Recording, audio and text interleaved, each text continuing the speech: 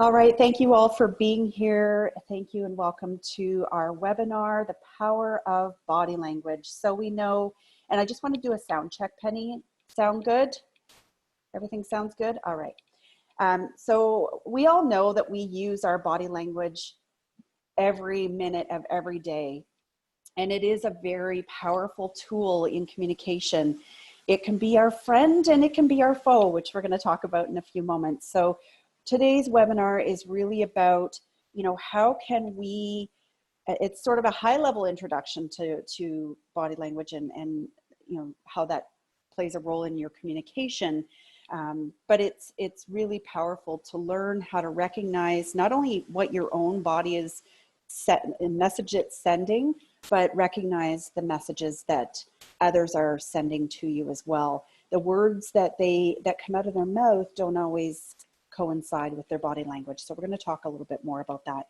This was actually a requested topic, so I'm excited that we actually have, I'm not sure if they're all going to join today, but we had a few people that we haven't seen on here before. So it just shows you that the topics can be very interesting to people. So if there's a topic that you'd be interested in learning more about, if it's anything around communication or leadership or anything to do with relationship building, chances are I've taught it or something like it, and I can probably support you in that. So I've been teaching around communication, emotional intelligence, and coaching people for over 10 years. Everyone from leaders, managers, supervisors, and individuals all across Canada. So no matter, excuse me, no matter what the reason is that you came here today to learn, chances are there's a segment here for you that you can apply both in your personal and your business relationships. So that's really what today is about. It applies to customer service. It applies to your, like I said, your personal relationships and personal growth and in leadership. So I know a few of you do oversee teams on this call. So that's huge, right? Being able to recognize body language and being able to connect with your team members or your clients in a deeper way. So let's begin with our content and get right into it. So some of you probably know Penny and I. I'll just do a quick overview. Penny is, of course, we're business partners, co-founders of Cheetah Fusion Creative. Penny is our brilliant creative director and the mastermind behind our design, both for graphic design and logo and branding and all the work that we do in the design realm. And she also works very closely with our web developer and really has a great sense of the design aspect and what needs to be happening on the design as it relates to marketing and advertising. So that's really, really great to be partnered with somebody so talented. And so she's got over 20 years in marketing, advertising, and graphic design.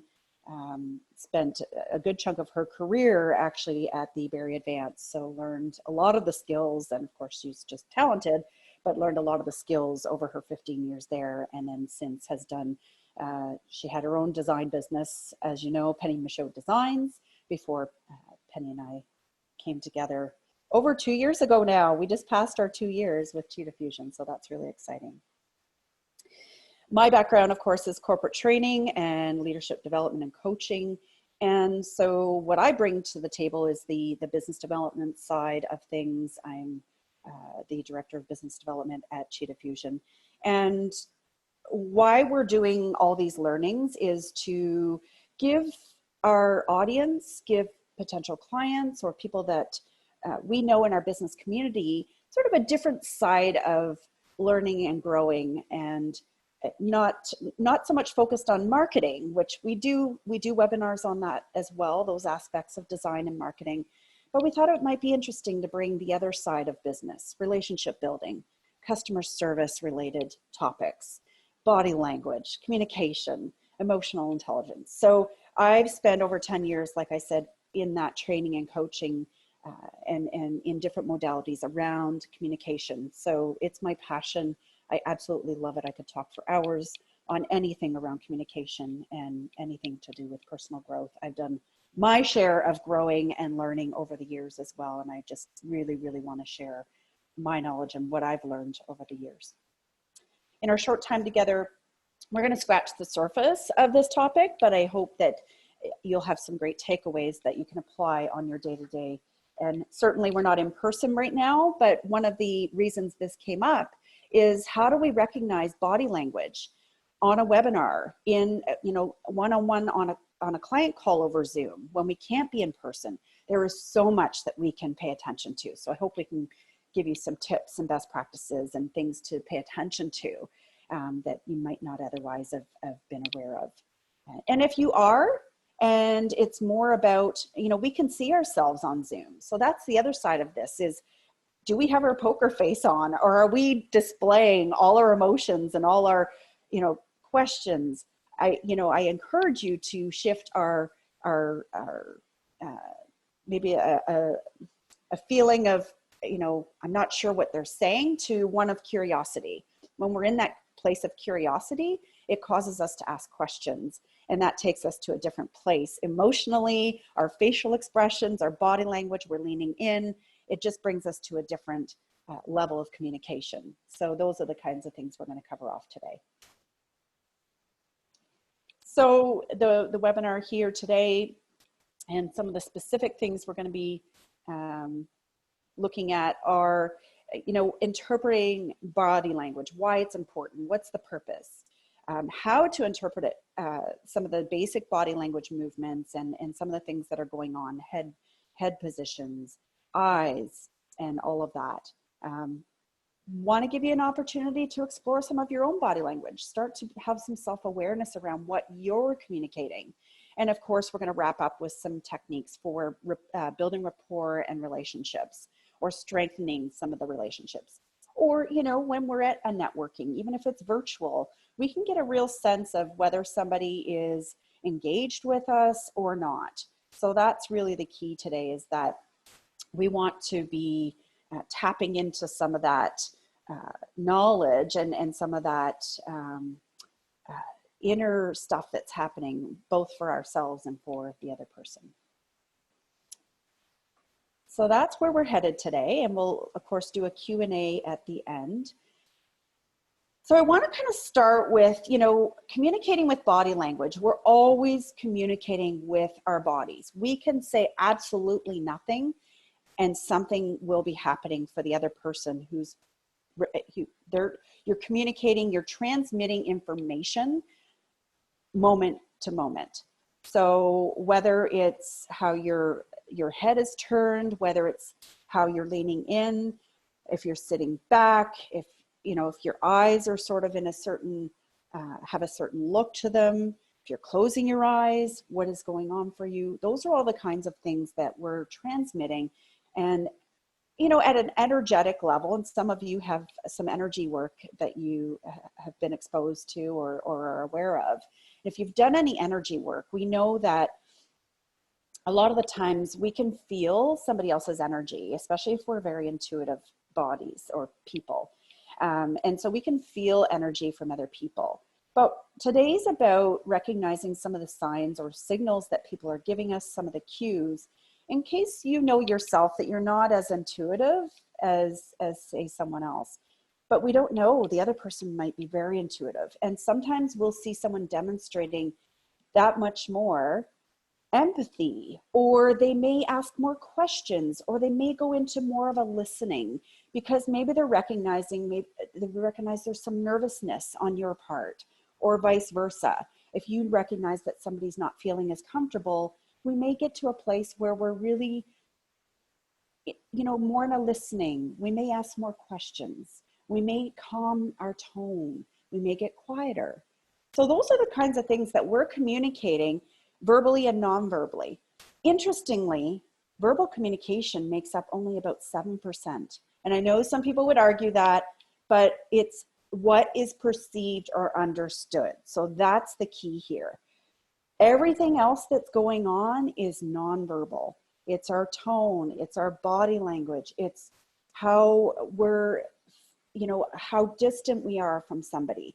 If we're not feeling trusting of that other person, we may not be in that 3 to 4 feet that typically you'll see in a business conversation. As we grow to trust somebody, you may notice that you'll be closer to that person when you're talking to them. You may notice that you're more in a toe-to-toe. That's demonstrating that you're demonstrating trust and you're engaging with that person. So all of these things are your nonverbal cues and nonverbal ways of communicating.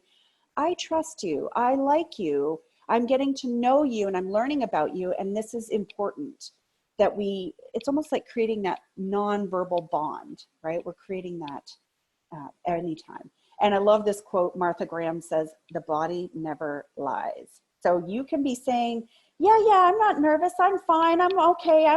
And meanwhile, you're fidgeting. By the way, men tend to fidget more than women. So if you're speaking with a man and he's feeling very nervous, and I'm not talking about, maybe it's more personal relationship. If you're noticing that they're fidgeting a lot, it could be that they're very nervous. So, if you want to put that person at ease, you may kind of give them more space, or you may ask questions that help them focus on something other than their fidgeting and their nervousness. So those are the kinds of things.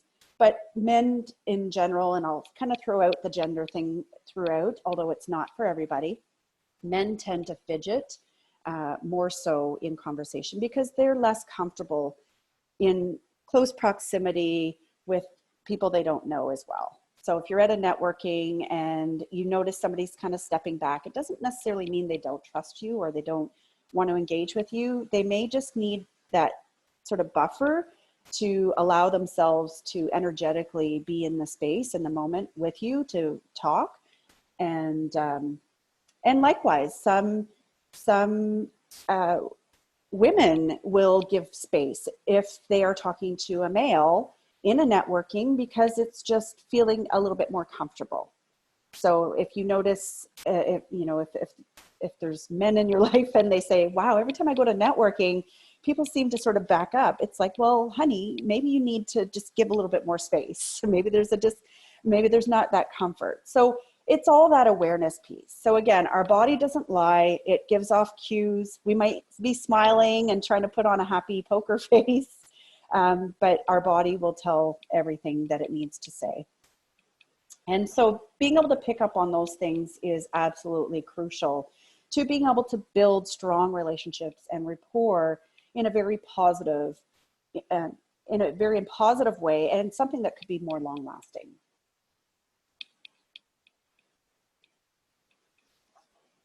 Sometimes it takes my slide a few minutes here. Bear with me.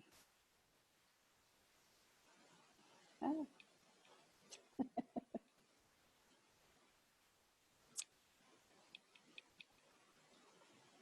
There we go. I'm just going to use my arrow. My mouse seems to have gone to sleep on me.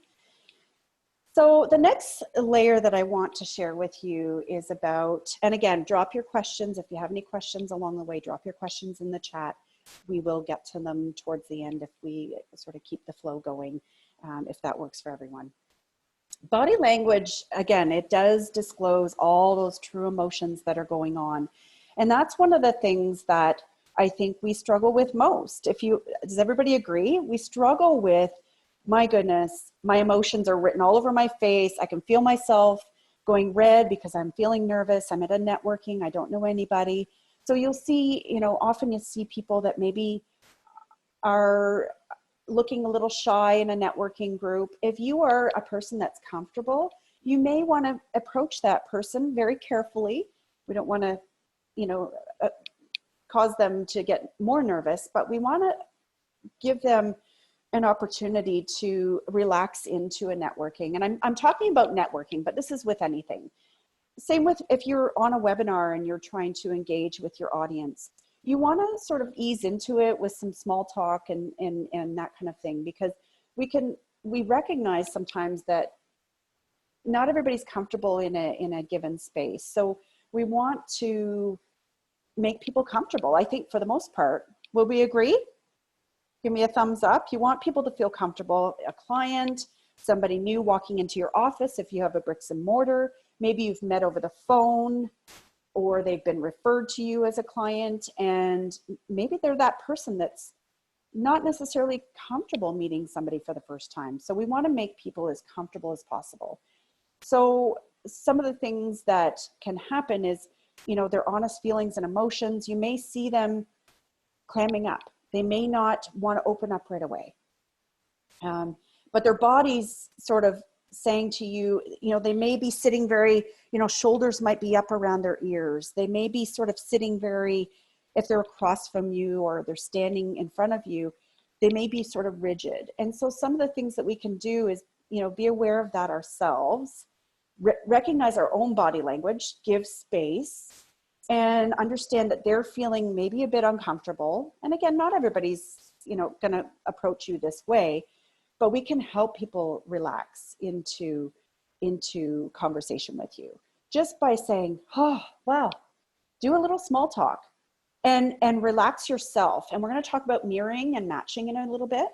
And that's really powerful, is to, for a moment, be in that moment with them. If they're feeling a bit rigid, you know, stand with them and be, whew, okay, so this is great. You know, we've only ever chatted on the phone, especially if you're comfortable being this way. We've only ever chatted on the phone. You know, I was really looking forward to meeting with you. Something as small as saying, I was really looking forward to our meeting. You know, why don't we come and have a seat over here? Can I get you a glass of water? Right? It might be something like that. If you are only on the phone, for some of you, you may have an online business, or you may be working remotely with, whether it's team or a client. Some of the ways you can do that is to ask them questions. So how's the weather down your way? You're in Toronto area, correct? You know, it's sunny here, but it's been cloudy for most of the morning. That bit of icebreaker small talk can actually help them relax and help them, you know, get to trust you and feel comfortable. And all of a sudden you may hear them, and sometimes you get to the point where they're doing all the talking, which is really interesting shifts that can happen in conversation. So it's about understanding and recognizing their feelings. If we can't, you know, right now with COVID, we aren't necessarily in person, but if we can recognize, especially if we're over Zoom, if we're doing FaceTime or anything like that with our clients, we can start to build that rapport and help them relax into the conversation. Maybe they don't know what you're going to ask them. If we're talking insurance or we're talking about, right? Maybe they don't know the questions you're going to be asking. Maybe they have some concerns about how personal the questions might get, right? So we can put our client at ease. We can put the other person on the other line at ease just by simply building that bit of trust and rapport right from the get-go, helping them feel comfortable. So again, our body language really discloses that. That's why, as much as possible, if you're able to meet, and we're going to talk about breathing and our pace when we're talking a little bit later. So we'll get to that if you're only over the phone. So I want to cover a few bases, but I know we're talking about body language. So typically we see this in the visual sense. Things that we can also pick up on when we're, just before we leave this slide, it's very unconscious what's happening in someone's body. You know this yourself. If you're feeling uncomfortable, or, you know, there's just something that's not feeling maybe right in a conversation. Do you ever feel that, where it's like your heart's racing a bit, or you're feeling your body tense up? Those are big signals. Those are some red flags. So, you know, make sure that you're aware of what's happening in your own body, because that could be transmitting or transferring to the other person. And if they're at all intuitive or recognize those body language, that bit of emotion, or those cues that you're giving them, that could put them again on a bit of edge too. So it's a very interesting dynamic. We need to, as much as possible, be recognizing some of the cues while managing our own. We talked about emotional intelligence last week. We want to manage our own emotions as best we can. So some of the ways we can do this is to take a nice deep breath, even in the moment, just be like,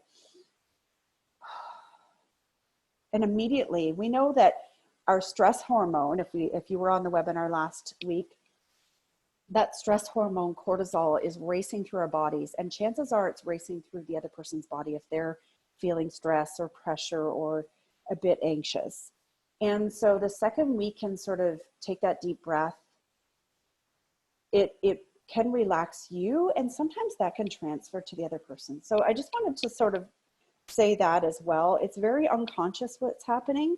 And, you know, one last thing on this is that our bodies can betray us too. We can feel really empowered and go into a conversation. Maybe we're at that networking and we want to walk up to somebody and shake their hand. And all of a sudden you can feel the nerves rising up, or maybe our knees are knocking a little bit. Take a nice deep breath, ask a question, and then allow yourself to relax and give yourself time to relax. So when we ask a question of the other person, that can get the conversation rolling, and that icebreaker stuff starts to happen. And that can be very powerful for both of you. And for the other person, it might help them relax just by being able to talk about themselves for a few moments. Particularly males like to talk about themselves too, and that's not a bad thing. So that's something that can help the conversation get started. And so, you know, not everybody likes to share about themselves, but asking something that about their business, or when they got started, or how did you get involved in the Berry Chamber, or at such and such networking. Those kinds of things can actually really help the conversation move along and really help you tune in and listen not only to what they're saying, but pick up on any cues to see how the conversation's going. So this always reminds me of the song. Do you remember, maybe I'm just dating myself, back in the 90s, 1990, I think Extreme released It's More, you know, More Than Words, that song. It's kind of a throwback, but I thought it was interesting. You know, when we think about, it really is more than words. When you think about, only 7% of our communication is, that verbal communication is perceived or understood in terms of the whole communication. And that's pretty intense when you think about communication as a whole. They could potentially pick up on a lot of cues. So I talked earlier about proximity. So that's, you know, how the distance between you and the other person. In a business networking scene, typically it's 3 to 4 feet. Obviously right now we're having to do physical distancing, or social distancing as we call it. So we're not networking as much in person, hopefully not at all, but we're not doing that. But in normal networking days, you know, you're 3 to 4 feet from somebody. So you're giving off energy and you're transmitting your body language at all times. So they may be able to sense how your breath, if you're fidgeting, if you're uneasy, if you are holding, you know, that's why we always want to hold a cup of coffee or something to sip on, so we can take that moment to breathe, take that sip of our coffee. It gives us time to gather our thoughts so that we're not giving off an impression that we may not want to give off, right? So body position. So we often talk about the open in networking and the closed, more intimate conversation. So you've probably heard the toe-to-toe or belly-to-belly.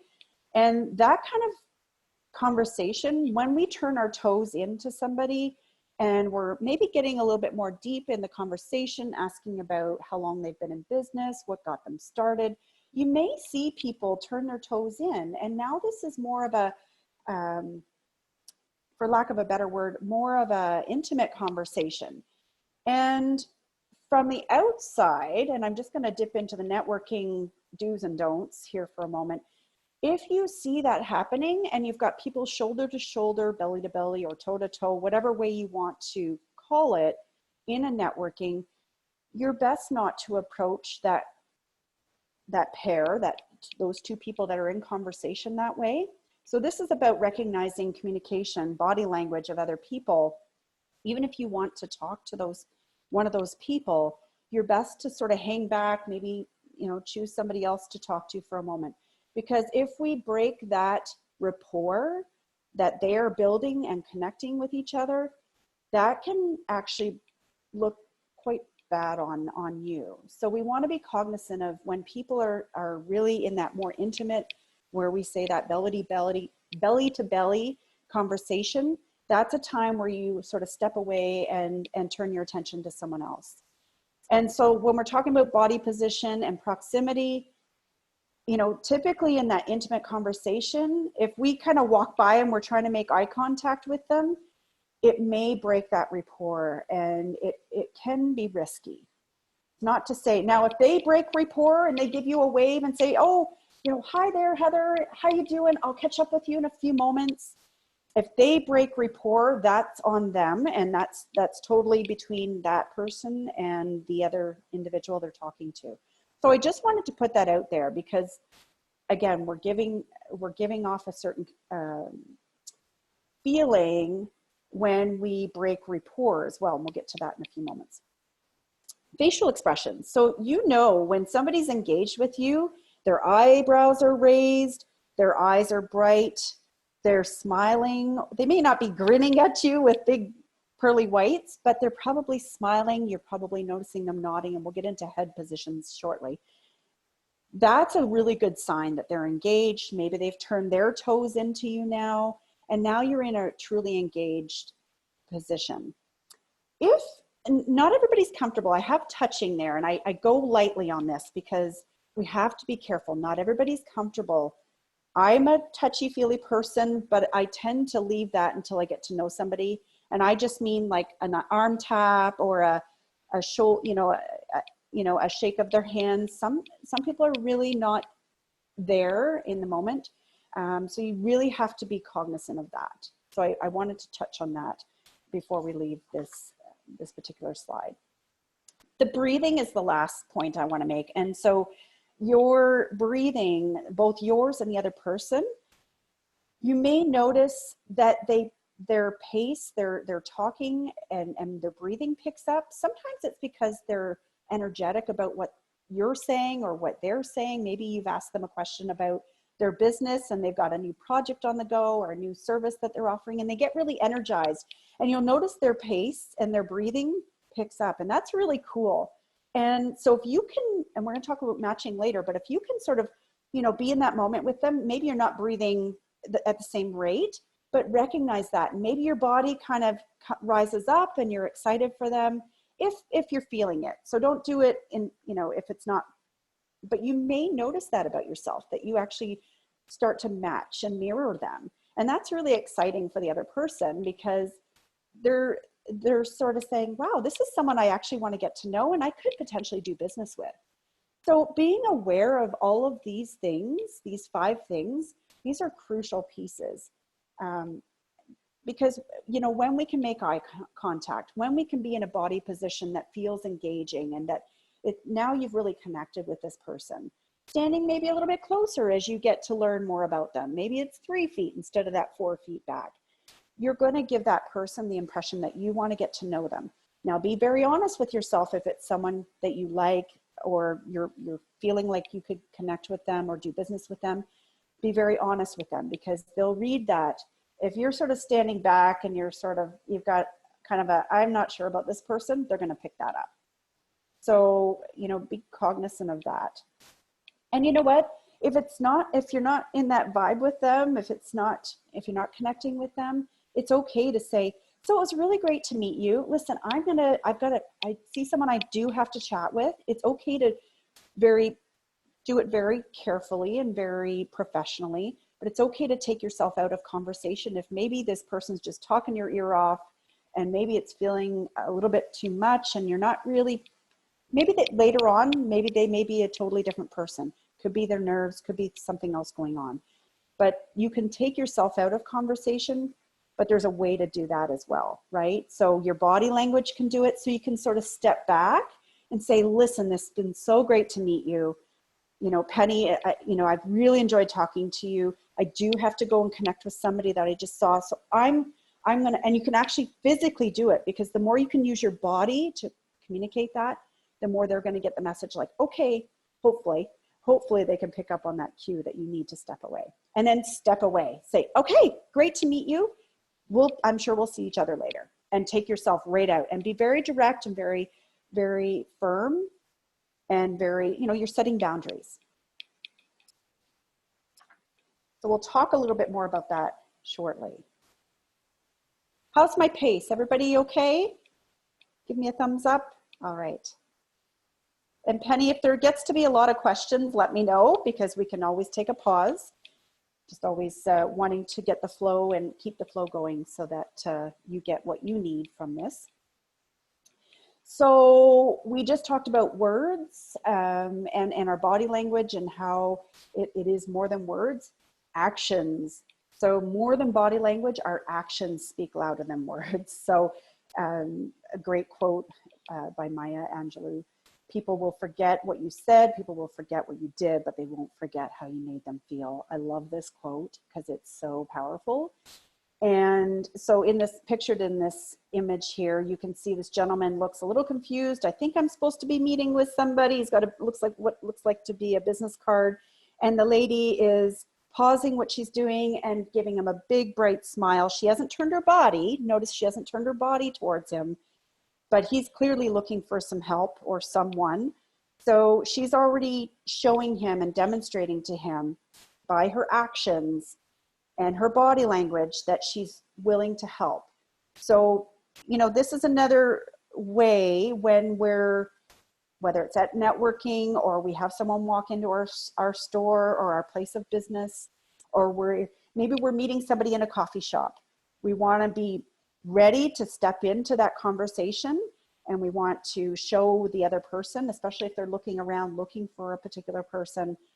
It's really important that we do that with our actions and our body language, of course. So one of the things that's so dangerous, and we can see it written all over someone's face, if they are feeling anything but happy or excited to see the other person, things like frustration.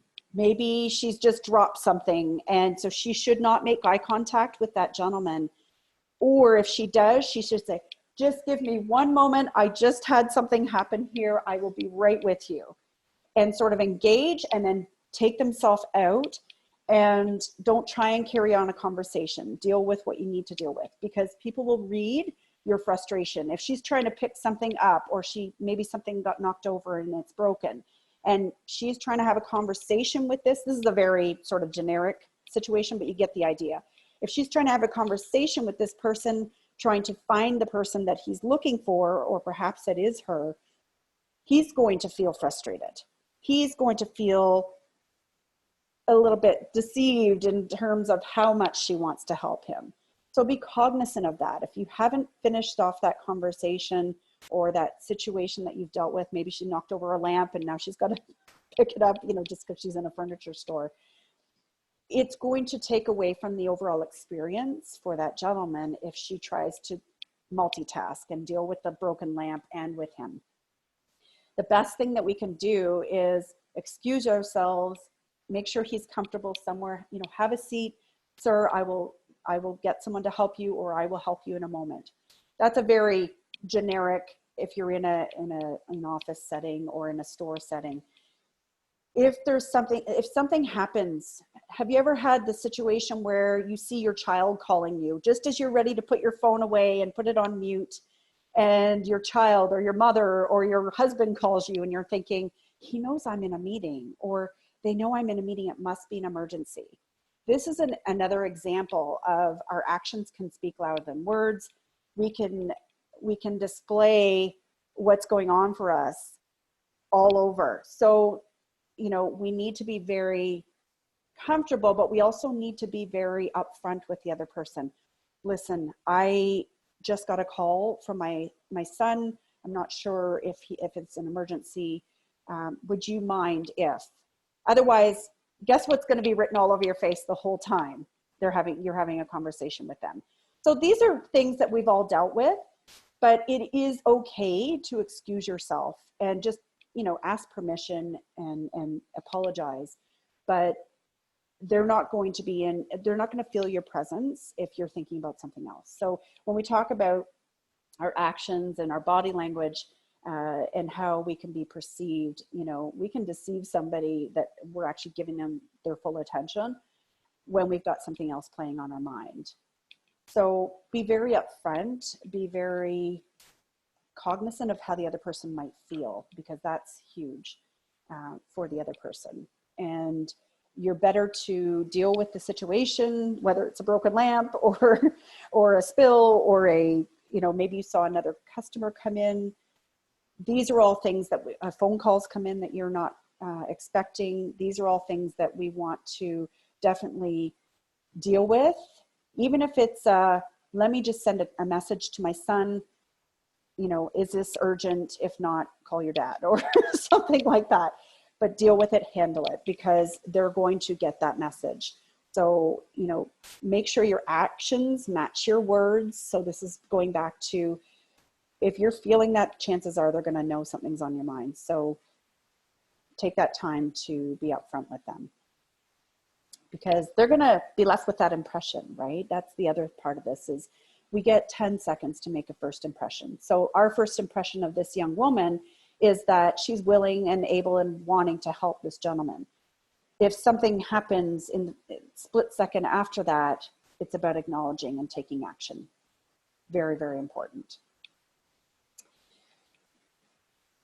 All right. And like I said, if there's any questions, drop them in the chat box. Again, I'm just going to keep flowing here with the content. And I keep admitting new people, so that's very exciting. Welcome to anyone who's been joining. I just see the admit button. I am very present. It just takes me a click. But you might have noticed my body language paused. My face paused when I saw that pop up. So reading other people's body language. We wear our, you might have heard the saying, we wear our heart on the sleeve, our sleeve. And a lot of the times, this can work for us or against us. So if somebody knows that, there's a really strong connection, that's going to be a really positive thing for the other person.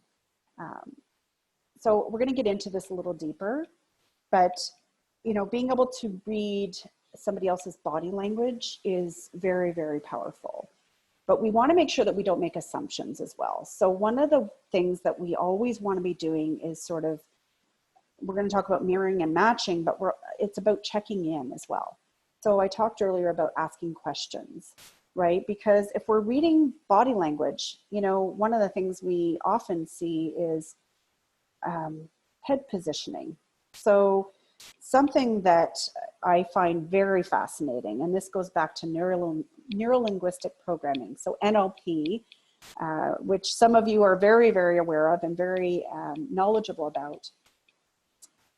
It's a very powerful, it's about how our brain is working, even on a subconscious level. And one of the things that happens very, very commonly and very often is your head position is telling a story all the time. So one of the very obvious things is our thoughts and our feelings are made very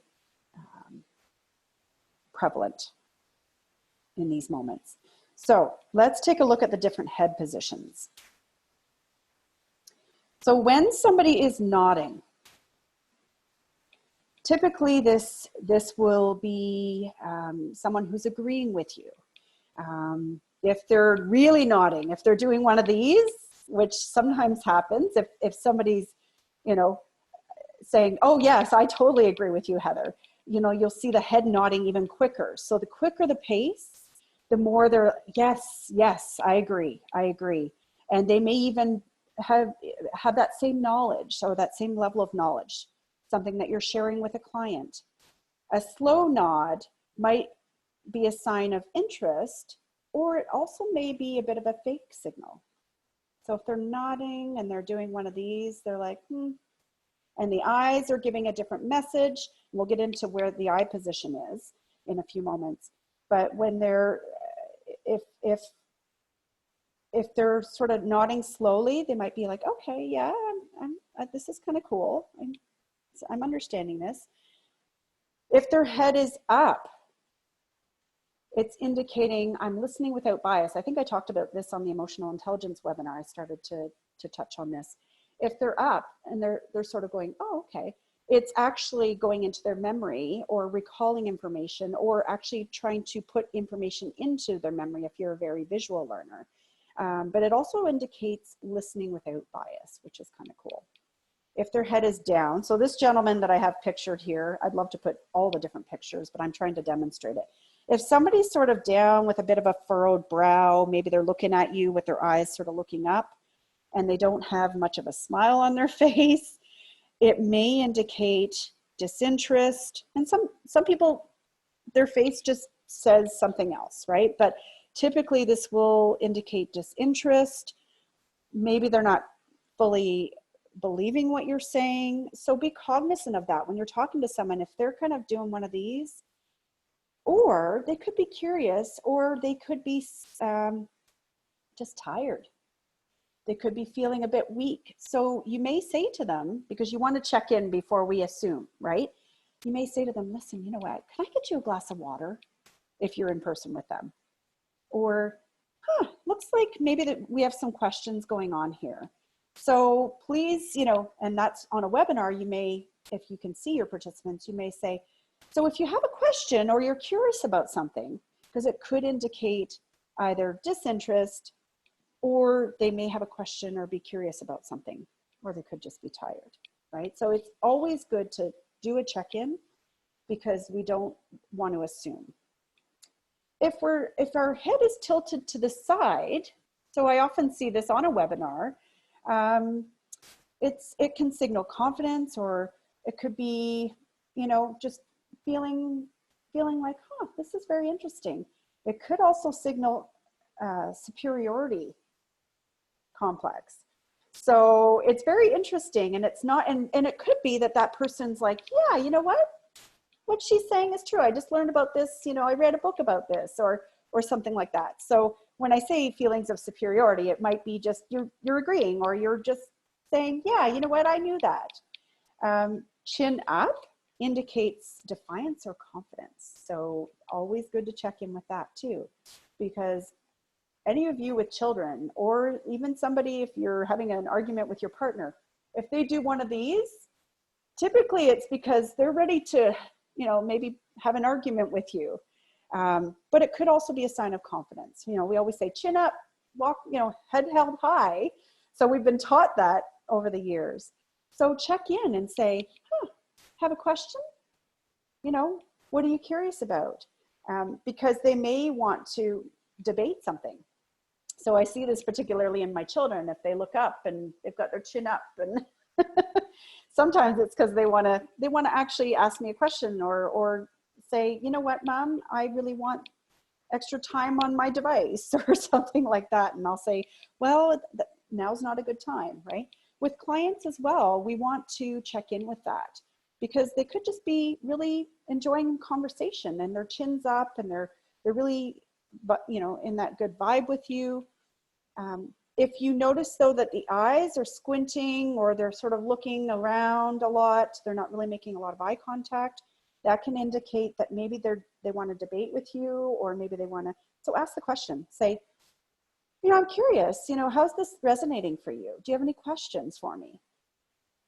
Because that can indicate, that can give them the opportunity to ask the question, and give them that place of, that room for asking the question. Head forward, as we know, indicates interest. It's leaning in. It's a very positive thing. So if somebody's leaning in, they've got their head forward, that's a really good sign that they're interested, they're keen to hear what you have to say. Shaking a head, if it's a shaking of a head this way, not this way, obviously it's a sign that maybe they disapprove.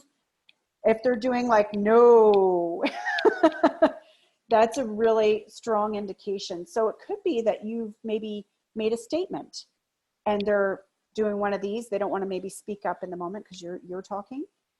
Pause and check in with them.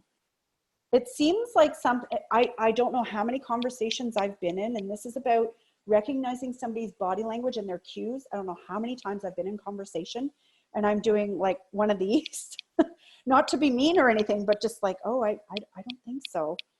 Because they've made a statement about maybe about me or about what I've done or what I might be interested in, and they haven't picked up on it. And there's nothing more infuriating than somebody not acknowledging your body language. So acknowledge it and say, oh, okay, that's not working for you. Tell me what would. And so ask questions, do the tell me, because you want to give them opportunity to either give you more information or maybe make a different statement. Change your mind. So I know we spend a bit of time on that, but I find the head positioning so interesting. And we'll get to the eyes in a moment, but I find the head position is so interesting. Just quickly on this, I think most people get the body language piece around open and closed body language. And, you know, if somebody, so here's a quick thing though, if somebody is standing and their legs are crossed, that can be a very closed. So particularly women, I think we do that. And if we're feeling uncomfortable, maybe we're speaking with somebody that we're not comfortable with, notice if their legs are crossed in front of them and they're tilted forward, that could indicate that they're trying to protect themselves. So give space, check in, even if it's female to female. I've seen it, and I've maybe given a little bit more space. I tend to be a close proximity person if I felt like it was working, but I'll take a step back. So be aware of that. If their arms are crossed, that's definitely very closed. Now they might be cold. So, you know, check in with them on that. If it's a client, say, you know, are you okay? Are you comfortable? Is it too chilly in here? Yeah, you know what? I wouldn't mind grabbing my coat. If you took their coat, maybe offer their coat back to them. It could be something as simple as that. Or they may just be very closed, like, or they may have one arm in front of them. So, you know, if their arm is sort of holding the other arm, they could be in pain. So recognizing that, but check in, always checking in. I think it's probably the best way to continue to build rapport in relationships is to acknowledge somebody's feelings, whether they're saying it or not. And chances are they're not going to tell you if they're feeling closed off, if they're feeling like they need to protect themselves. That's a big, I would say, a red flag, and I would check in with them. Open, you know the deal. Legs aren't necessarily crossed. Somebody might be sitting with their hands. They might be leaning in if they're in your office. They might be leaning up on your desk. If you're on a Zoom with your client or with participants, they will likely be leaning in. They're very open. Their arms or their shoulders will be facing you. Their head will most likely be, they might not be leaning in particularly because some people are on their phones. So I recognize that they may be sat back, but typically you'll see them leaning in. They won't be just kind of cocked off to one side or, you know, their feet up on their desk. That can show complete disinterest. So be aware of that if you are running a meeting or, you know, or they're just a really relaxed person and they really don't care how they're showing up. So be cognizant of those things because that can indicate, give you a lot of signals as to, you know, what's really going on. All right, I want to get to the eyes because I think the eyes are, you know, they are the window to the soul, as William Shakespeare, and I'm sure lots of other people have said this, but I thought it was really cool. The eyes are the window to your soul, and it's so true. It's very powerful to make eye contact with your client, with your audience, if you're in person or if you're on Zoom, to make eye contact. I'm always looking at my participants, so you'll see my eyes off to the side, but I'm aware every once in a while, or I'm looking at my PowerPoint or checking in with my notes. I do try and circle back to the video. So if you are using Zoom, do that every once in a while. Look right at your camera, make eye contact, a nice smile, take a pause, and then go back to what you were doing. And it reminds people that you're in it, that you're present with them, that they're important. To make eye contact is a very powerful thing. So let's get to the sort of the neurolinguistic programming piece of things, because when we can combine and recognize eyes along with physical body language, head tilting, head nodding, It's very, very powerful. And I know this is a lot of information, but really and truly, as you pick up on one thing, you'll normally see a bit of a flow, and you'll start to pick on up on some of those cues just automatically as you start to learn this. We give ourselves away with our eyes. If we're happy to meet somebody or see somebody, I know every time Penny and I get on Zoom, we're like, yay, we get to see each other because it's been so long. We're used to being in the office together. So, and I know a lot of you are probably working from home, and it's very challenging, isn't it, not to see our colleagues. So I want to acknowledge you all for that. You know, I'm sure you all miss your team, your colleagues, or even just being in the networking. So the eyes, being able to connect with somebody face to face is such a brilliant and a wonderful thing. And so I want to talk about when people are looking up to the left. So this is particularly interesting because when someone is looking up and to the left, they're actually recalling something. And I always talk about in coaching, we talk about opening and closing filing cabinets. I refer to that a lot. When we're filing information, when we're trying to recall information, we are going into that sort of our memory bank to recall something, because we have a lot of information stored in our brains, as we know. And so if somebody looks up and to the left when they're talking to you, they're not distracted, they're not, you know, looking at something else. They're actually trying to either put something there that you've shared with them, or they're trying to maybe match something, a story or something that you've shared with them. So it also indicates to them that, you know, they're interested and they're intrigued by what you're sharing. So I just want to say that. Also, if that's combined with a downward, that can indicate a kinesthetic learner. So I always talk about learning styles because I'm passionate about that as a corporate trainer. So if they go up into the left and then down into their body, they could be, you know, grabbing information or storing information that you've just shared with them that's truly important. And then they're now compartmentalizing and going, okay, how am I going to apply that? It's a very interesting dynamic. So if you see that, a team member, if you've just shared something new that's happening in your business, a colleague, or if you're overseeing a team, this is very powerful. So if you see your team going, oh, that's really cool, and they may not be verbalizing, but they're like, oh, okay, so how would I, right? So up and to the left, down into the body, it indicates self-communication. It indicates I'm parking that information that was really helpful. If somebody's looking sideways, this indicates somebody who's very auditory. So you'll notice I'm auditory. You'll notice I do the visual looking for something, but typically you'll see me kind of look off to the side and then down. And that's me trying to hear what I need to say, or hear my story that I want to share with you too, or something that's relevant.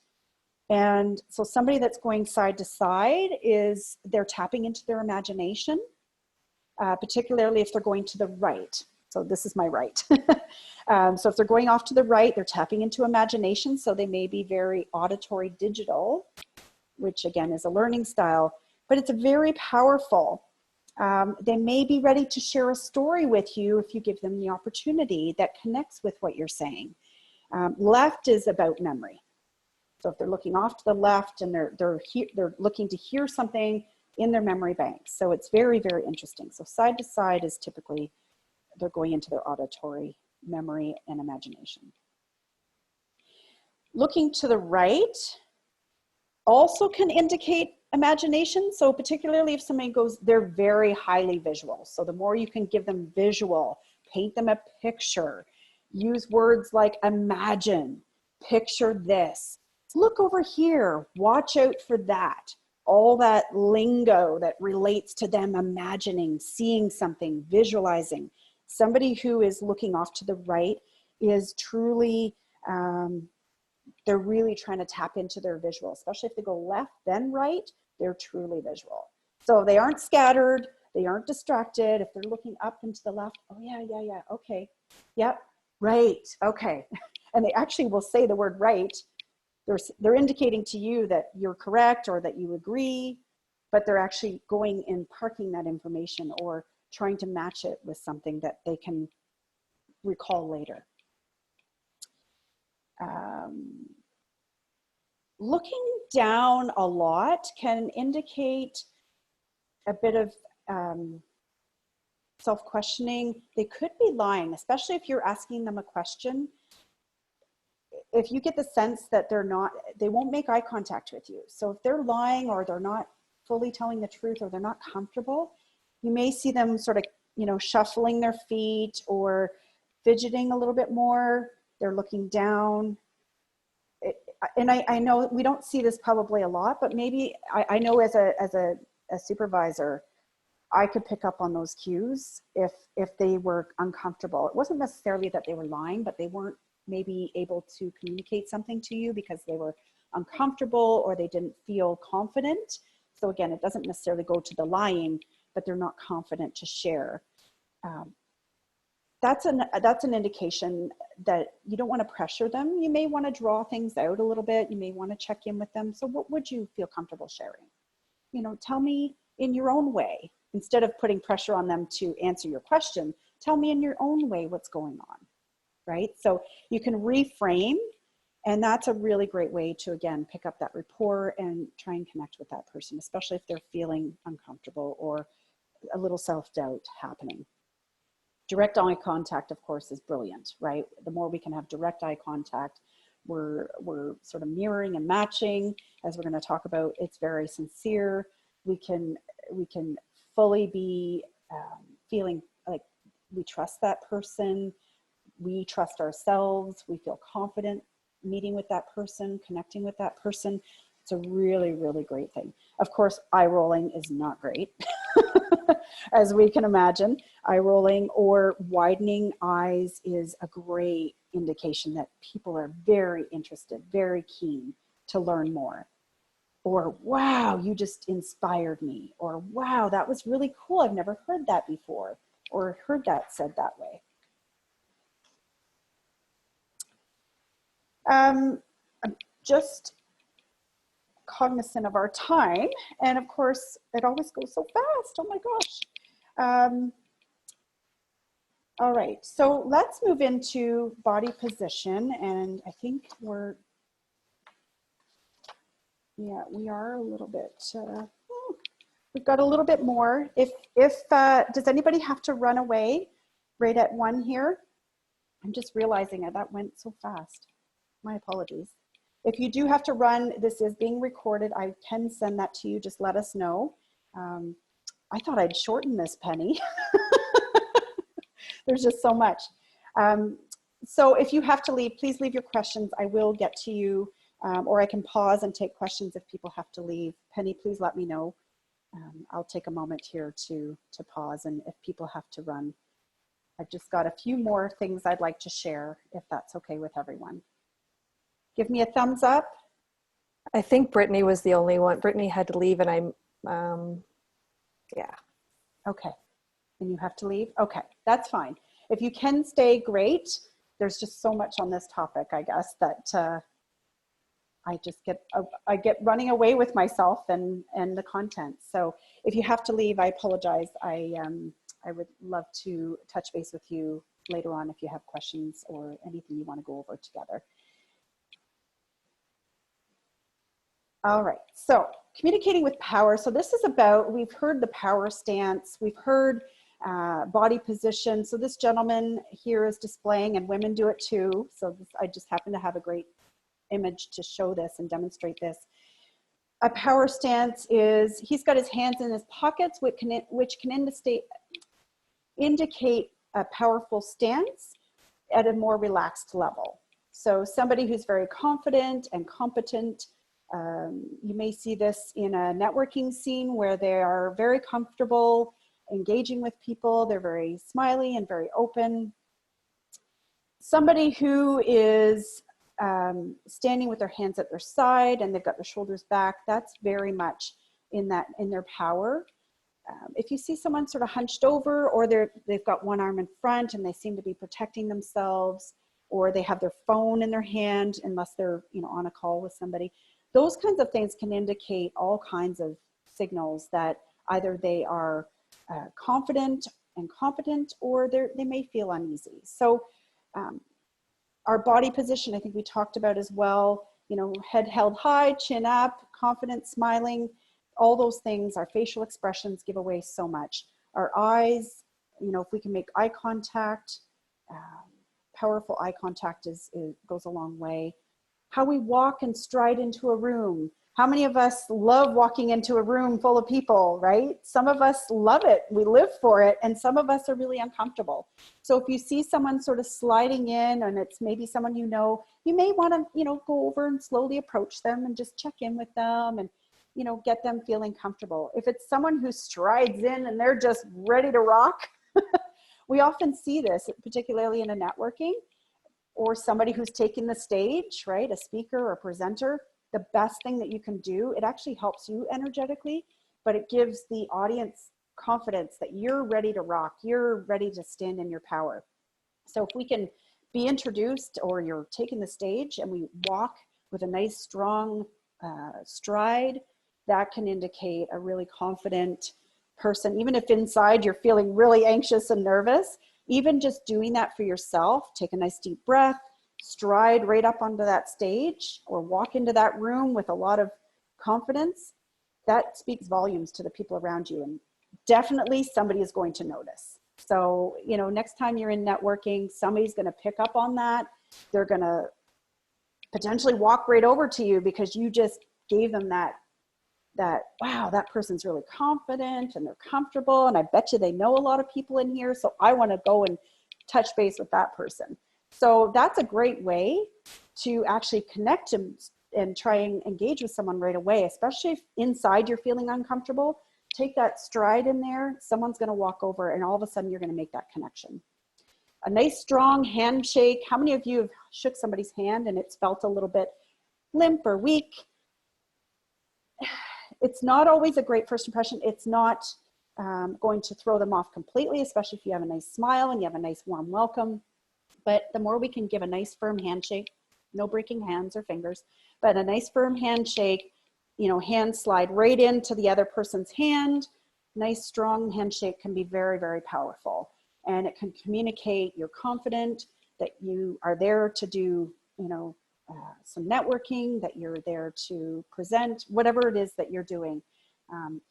Now that we're not handshaking so much, we can do these things even on a Zoom call. You know, be ready, you know, as soon as that picture, that image disappears or your name disappears and you put your video on, be sat up straight, be confident, be smiling, so that when people see you, because they're all going to see you come onto the Zoom call at a virtual networking, that's what we're doing a lot of today, that's going to speak volumes about your communication, your ability to connect with other people, your ability to relate and build rapport. And I talk about sitting down. Be cognizant of tapping toes and shaking legs. I'm a mover. Like as you can see, I try and watch my hands on Zoom calls because I think I'm a bit distracting. I talk with my hands, especially when I'm talking about something I'm very passionate about. But be cognizant, especially in a quiet room, or if it's at a presentation or a networking, or if you're on a call or with a client, be particularly cognizant of how you're sitting and, you know, the activity that might be going on with your feet. It can indicate nervousness if you're tapping or shaking your leg a lot. It can be distracting. So find a position that's really comfortable, where you feel confident, that your body's comfortable, because that's going to do a lot for you in terms of showing that, you know, standing in your power, communicating that you are powerful, and demonstrating to the other person that you have a level of comfort with them. All right, I'm going to move a little quicker here. Sorry, guys. And so building body language, we've touched on a lot of this stuff. So some of the stuff that I'm going to share with you in the next few moments before we wrap up is going to be, I've done a light touch earlier. So building trust is absolutely huge, right? In building relationships, we know that this is so important. So one of the things that we want to be doing is, as I said earlier, removing those barriers. So physical and emotional, right? If we're recognizing that someone's uncomfortable, give them a warm smile. Say, you know, how you doing? How you feeling? Even on a Zoom call, we can do that. How's it going? You know, how are things with your family? How are you doing with the isolation, right? Like, do that check-in, and you can remove and break down any barriers or discomfort that might be happening for them. Smiling, of course, builds trust. We want to be sincere. We don't want to be putting on a big flashy smile. People are going to know because we smile with our eyes, our mouth, and our whole body smiles, right? We're leaning in. So if we're smiling, but we're not really into it, they're going to know because our eyes are not smiling, right? I'm not smiling right now. My mouth is doing it, but it's like Cheshire Cat, right? So we want to be smiling. We want to be sincere. They'll pick up on it. So if you're feeling anxious, oh, I was so nervous about meeting you. I don't know why, right? Like really even give them your honest feelings, because that may even break down those barriers even more to say, oh my gosh, me too. We've talked a few times, and I was really looking forward to this meeting. And all of a sudden we've broken down some of those barriers, and their body position will probably be more relaxed. All of a sudden you're already building trust and rapport. And then the next thing that we can do really to build trust is that listening, and truly listening, active listening. That's a whole nother workshop. The 7 steps to active listening are so powerful. And one of the best things that we can do for someone else is give them our ear. And we have 2 of them. So whether you hear better on one side or the other, give them your ear, listen, and allow them to speak and share. And ask questions is number 7 on the 7 steps to active listening. So those are some great ways through our body language to build trust. I talked about mirroring and matching a little bit earlier, and it's such a powerful thing. The more we can, if somebody's sitting up nice and tall, and the best thing that we can do is mirror and match them. So you see in this image here, these 2 ladies are they're sort of sitting kitty corner because they're at a table and they're on the same side of the table. So they can't face each other shoulder to shoulder, but you can see that they're mirroring and matching their facial expressions, even how tall they're both sitting, and they may be different heights. So I'm challenged when I'm sitting with someone quite tall because I'm quite short, but I will do my best to make myself larger to be in that frame and mirror and match my client or someone I'm networking with. And if I can't stand as tall as them, which is usually unlikely for me anyway, I'm about 5 feet tall, I do what I can to be in their space. So I'll keep my head up, I'll tune in, right? Because I'm auditory. So being able to mirror and match is such a powerful, powerful way to connect and build rapport. Now, if you don't want to build rapport with somebody, this can do the opposite, right? So you can actually build rapport with somebody by mirroring and matching, and maybe that's not something you want to do. Maybe you're not finding them someone that you want to connect with. So the opposite can be true as well. So if you're not wanting to connect with somebody or build rapport, this is something you want to be cognizant of, is you might take yourself out of rapport.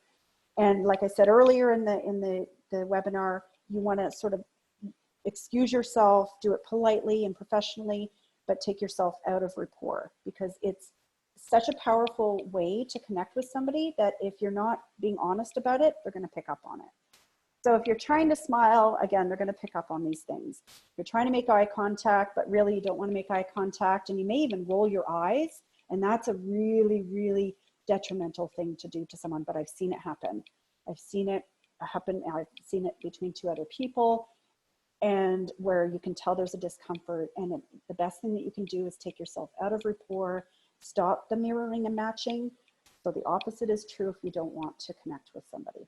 Chances are that doesn't happen very often, but just to know how powerful it is, a very, very powerful way to create and build rapport. All right, I know we're over time, but thank you for staying with me. We're almost there. So some of the techniques for building rapport, and this is where we just get into the speaking and the tempo, are, and then this is the last piece here. So I just want to give you that heads up if you have to leave soon. Some of the techniques for building rapport are just things that these 2 people are doing here. So I always try and find images so that you can truly see you know, when we can't do a classroom setting, right? We have to find other ways. So if you're running webinars and you're wanting to do that, these are great ways. Images always speak volumes, right? So find images that can do the talking for you. So being able to mirror and match is one thing. So that's your body language really at its core. Your voice and your tone and your tempo, and remember your breathing, also play a huge role in demonstrating body language that will help connect and build rapport. So you'll notice that these two, it looks like she's sort of maybe listening and maybe smiling, and they seem to be having a really good time. They are really mirroring and matching. They're both smiling. Their bodies are, even though they're at a sort of an odd spot at the table, they're trying to face each other as best they can. Even their arms. So look at her arm. Her arms are up, and he's even got one of his arms up. So one of the things you can do with your client, if they can see you, and when we get back into more in-person stuff, we can really put this to work. But even over a Zoom call, we can lean in. If we notice that our client are up and they've got their shoulders up, maybe they've got their hands clasped, we can match and mirror that and actually create that rapport even over a Zoom call. The next thing we want to be watching for and listening for is tone. So if somebody is getting quiet and they're slowing their tempo, this can indicate maybe more emotion. Maybe you've asked them a question that's sort of taking a deeper dive and they're not sure how to answer. Maybe they're trying to gauge their trust with you. These are all indications that you may need to do a bit of a check-in, okay? So monitor your tone, their tempo, their voice. Have they gone from being truly excited and engaged, you know, the way we see these two people, to more of their eyes may have relaxed a little bit. Maybe their tempo, maybe their voice is lowered. Be very cognizant of those things. Maybe you've asked them a more intense question and they're searching for ways to, did you see I went off to the right? I was dipping into my imagination,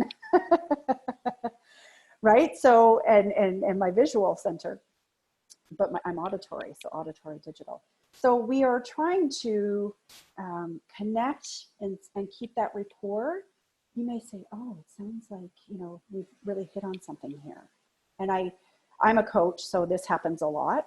Even with your clients though, if you're talking about insurance or you're talking about something very personal, I don't know all your businesses, but you know, I know some of you do a lot of training. So Sarah and Sue, if you are talking about your businesses and maybe something's really come up for them and they're not sure how to deal with it, but they feel like they could trust you to talk about it, really engage with them. Oh, it sounds like we just hit on something here. Do you want to tell me about that? Match their tone, really match their tempo and the level of their voice. Soften your voice. Sit back if they're sitting back. Come up if they're coming up. It's very powerful. So I want to talk about breathing rate and then we will wrap up. So matching breathing. So you've noticed that I've picked up my pace again and I've picked up my breathing, and I'm more, because now we're talking about something a little more exciting again, right? Not so, you know, voice and tone. One of the things that we can pay attention to is the rise and fall of their shoulders. So we don't want to be watching our chest, particularly if it's male, female, because that could be uncomfortable in many ways. But we can watch the rise and fall of someone's shoulders. So you notice when I'm breathing, right? So watch the rise and fall. So if they're, all of a sudden you notice their shoulders are going up and down a little quicker. We don't want to call it out because we don't want to make them feel anxious. But we may just say to them, okay, so, I think there's something here that we should maybe touch on, and maybe you ask another question, and either it will get them more engaged, because if they're feeling excited or enthusiastic about something, and all of a sudden they're like, yeah, that reminds me about a time when, and you might see that they're getting more excited about something. If they are feeling anxious, you're going to pick up on that because they probably won't say much. So these are the things that you can really, really pay attention to. Matching movements and rhythms of the person. If they scratch their nose, you might want to,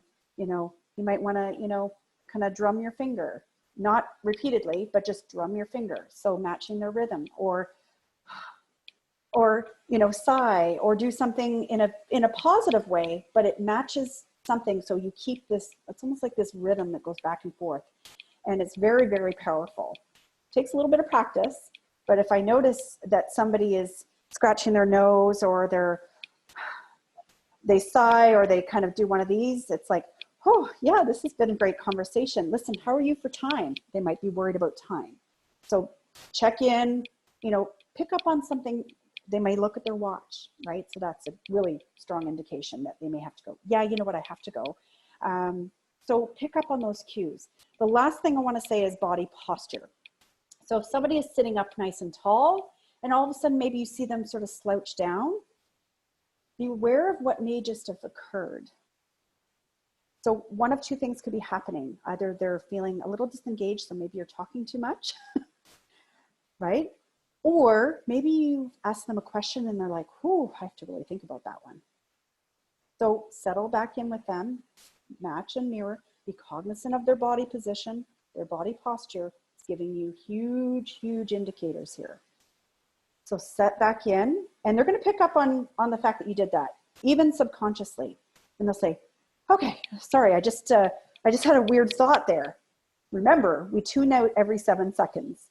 So sometimes they all of a sudden go, oh my gosh, I have to pick up such and such, or pills for my mom. Or so it could be just a moment of, they just thought of something. So that check-in of you matching and paying attention to their body posture, they'll actually really appreciate that, because they may let you know what happened, or they may not, and then they may just pick up the energy again. If it stays there, check in, ask a question. It can be very powerful. The key here in all of this, and I'm going to wrap up now, is to be patient, be present, pay attention, be cognizant of the other person, their energy, their body posture, their facial expressions, their tone.